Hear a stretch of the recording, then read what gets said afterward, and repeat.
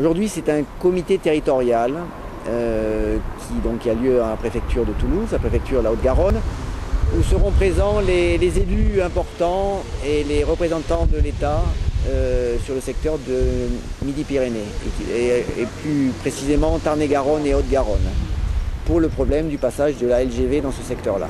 En s'appuyant d'ailleurs sur le compte-rendu du débat public, où il était préconisé que le tracé devait passer le long de l'autoroute pour ne pas accroître les nuisances.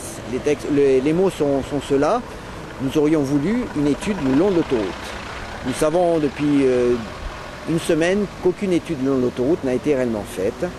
Et nous interpellons donc les membres de ce comité territorial et les instances de l'État sur ce refus de faire une étude le long de l'autoroute.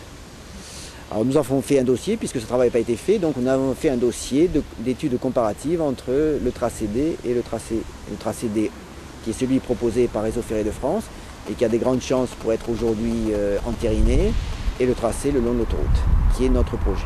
Nous allons interpeller déjà le président du débat public sur certaines choses, sur le non-respect de ce compte-rendu, de ce passage le long de l'autoroute, en se disant que c'était la première étude qu'il aurait fallu faire. À partir du moment où ce n'était pas possible, on passait à autre chose, mais il aurait fallu déjà faire une véritable étude le long de l'autoroute. Donc voilà, on va commencer par cela, et ensuite faire un contentieux administratif qui sera long, et qui ne peut pas être fait tout de suite, puisqu'il faut attendre l'enquête publique et la décision administrative de construire pour attaquer une autorisation de construire.